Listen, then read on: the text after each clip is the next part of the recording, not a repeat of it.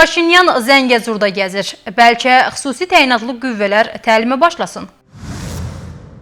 Ermənistan trip layihəsinə alternativ şirkət yaradıb, Mirzoyan detalları açıqladı. Trump silahı Kremlə çevirdi. Putinlə bağlı tarix verdi. Kreml anlamalıdır ki, bu ona baha başa gələcək. İsrail Trump'ı şantaj edir, Vance açıqladı. Tehranda etiraz aksiyaları başladı. Trip'in icraçı direktoru Yəhudi Rus əsilli investor Konstantin Sokolov təyin olunub. AXTV xəbər verir ki, bunu sabiq Xarici İşlər Naziri Tofiq Zülfüqarov deyib.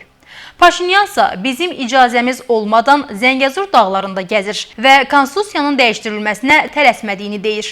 Bəlkə artıq Naxçıvandan Qarabağa və əks istiqamətdə reyd yürüşlərinin məşq edilməsi üçün dağ xüsusi təyinatlı qüvvələrinin təlimlərinin keçirilməsinin vaxtı çatıb, o bildirib.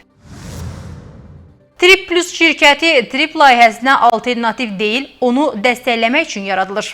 AXTV xəbər verir ki, bu barədə Ermənistanın Xarici İşlər Naziri Ararat Mirzoyan hökumətin iclasında bildirib.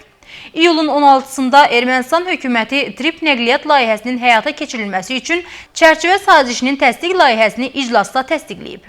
Saziş Ermənistan Konstitusiya Məhkəməsinə təqdim olunacaq və burada Mirzoyanın müavinlərindən biri hökuməti təmsil edəcək. Xarici İşlər Naziri xatırladıb ki, layihəni həyata keçirmək üçün Ermənistan-Amerika şirkəti olan Trip Development Company yaradılıb və onun təsisçiləri Ermənistan hökuməti və Amerika Birləşmiş Ştatları tərəfindən Trip Development Company US olub. Mirzoyanın qeyd etdiyi kimi, danışıqlar zamanı Amerika tərəfi bildirib ki, Amerika Birləşmiş Ştatları hökuməti birbaşa şirkətin təsisçisi kimi çıxış edə bilməz. Nazir izah edib ki, Trip Plus layihəsinə gəldikdə o, layihəni dəstəkləmək və investisiya cəlb etmək üçün yaradılır. Yəni, Trip inkişaf şirkəti üçün dəstəkləyici rol oynayacaq.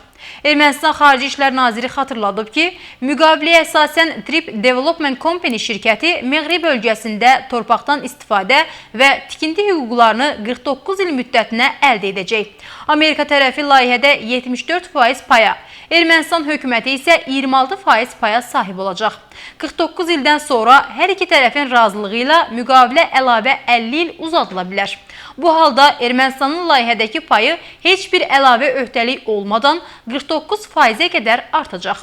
Layihənin həyata keçirilməsi ilə bağlı çərçivə sazişinə əsasən Ermənistan dövlət sərhədi, sərhəd nəzarəti, ölkə daxilində hüquq mühafizə orqanlarına nəzarət, eləcə də gömrük və miqrasiya nəzarəti üzərində tam suverenliyini saxlayacaq. Sərhəd nəzarət məntəqələrindəki vəzifələr ön ofisə və arxa ofisə bölünə bilər. Ön ofisi üçün özəl operator işə götürülə bilər. Bu təcrübə artıq Ermənistanda tətbiq olunur və maraqlananlar ətraflı məlumat üçün sənədlə tanış ola bilərlər, Mirzoyan bildirib. Onun sözlərinə görə çərçivə sazişində dəfələrlə qeyd olunur ki, bütün proses Ermənistanın suverenliyinə, yurisdiksiyasına və ərazi bütövlüyünə tam hörmətlə həyata keçirilir. Mirzoyan həmçinin xatırladıb ki, müqavilə 26 mayda İrəvanda özü və Amerika Birləşmiş Ştatları dövlət katibi Mark Rubio tərəfindən paraflanıb və onlar sənədi bir neçə gün sonra 1 və 4 iyun tarixlərində Vaşinqton və İrəvanda imzalayıblar. Ermənistan Xarici İşlər Naziri əlavə edib ki, tərəflərin qanunlarına əsasən məsafədən və asinxron imzalanmaya icazə verilir. Trip paketini tamamlamaq üçün yalnız 2 sənədin imzalanması qalıb.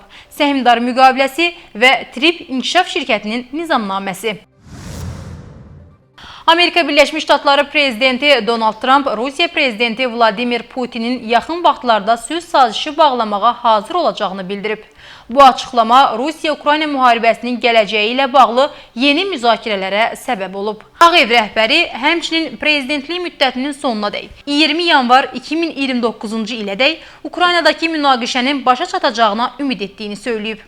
Döyüşlərin davam etdiyi bir vaxtda Vaşinqtondan verilən bu mesajın hansı siqnallara əsaslandığı və real sülh perspektivini nə dərəcədə əks etdirdiyi suallar doğurur. Hazırki hərbi siyasi vəziyyətdə Putinin sülh sazişinə hazır olması nə dərəcədə real görünür? Trump'ın prezidentliyi dövründə müharibənin başa çatması mümkündürmü? Qlobal Infoza danışan Cənubi Qafqaz Araşdırmalar Mərkəzinin rəhbəri politoloq Fərhad Məmmədov bildirib ki, bu Trumpın Ukrayna müharibəsi ilə bağlı ənənəvi yanaşmasının tərkib hissəsidir. Trump Ukrayna müharibəsi ilə məşğul olduğu dövrlərdə fərqli mərhələlərdə gah Moskvaya, gah da Kiyevə qarşı sərt mesajlar verir və öz gücünü nümayiş etdirməyə çalışır. Ümumiyyətlə, Trump özünü güclü tərəf kimi göstərməyi sevən siyasətçidir. Bu cür bəyanatlarda məhz həmin təzyiq siyasətinin elementlərindən biridir. Hazırda Ukrayna Rusiyanın enerji infrastrukturuna ciddi zərbələr endirir. Busa Rusiya daxilində iqtisadi və enerji problemlərini daha da dərinləşdirir. Belə bir şəraitdə Trump administrasiyası əvvəlki dövrlərlə müqayisədə daha çox Kremlə təzyiq göstərməyə çalışır. Nəinki Ukrayna prezidenti Volodimir Zelenskiyə. Vaşinqton Ukraynaya verdiyi dəstəyin miqyasını yaxşı anlayır və hesab edir ki, Rusiyaya təzyiqlərin artırılması Kremlin atəşkəsə yaxınlaşmasına təsir göstərə bilər. Rusiya artıq təhlükəli strateji asimetriyadan istifadə edərək Ukraynanın infrastrukturunu məhv edə, eyni zamanda öz hərbi iqtisadiyyatını qoruyub saxlaya bilmir. Axar TV xəbər verir ki, bunu Ukraynalı ekspert Sergey Makagon bildirib. Onun fikrincə, Ukrayna Kremlə təzyiq nöqtəsini tapıb. Məhz Rusiyanın neft sənayesinə vurulan zərbələr Kreml üçün müharibəni davam etdirməyin iqtisadi, hərbi və siyasi xərclərini artırır. Bu proses o vaxta qədər davam etməlidir ki, Moskva müharibəni uzatmağın onu dayandırmaqdan daha başa gələ biləcəyini başa düşsün. Ekspert qeyd edib ki, artıq Sibirin dərinliklərində yerləşən digər mühüm enerji obyektləri də Ukraynanın zərbə imkanları daxilindədir. Rusiyanın artıq təhlükəsiz arxa cəbhəsi yoxdur və məsafə artıq müdafiə vasitəsi sayılmır. İsrailin Amerika Birləşmiş Ştatları prezidenti Donald Trumpı hər hansı bir şəkildə, o cümlədən İranla bağlı şantaj etdiyi iddiaları yalandı. Axar TV xəbər verir ki, bunu Amerika Birləşmiş Ştatları vitse-prezidenti James D. Vance deyib. Donald Trumpın İsrail tərəfindən şantaj edildiyi fikrini eşitmişəm. Bu sadəcə doğru deyil. Qərarlar verilərkən mən oradaydım.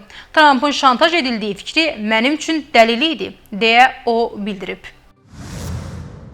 İranın paytaxtı Tehranın Çarşı bazarında etiraz aksiyası keçirilir. Axar TV xəbər verir ki, mağaza sahibləri və sakinlər hökumətin iqtisadi siyasətinə etiraz edirlər. Aksiya ilə bağlı rəsmi açıqlama verilməyib.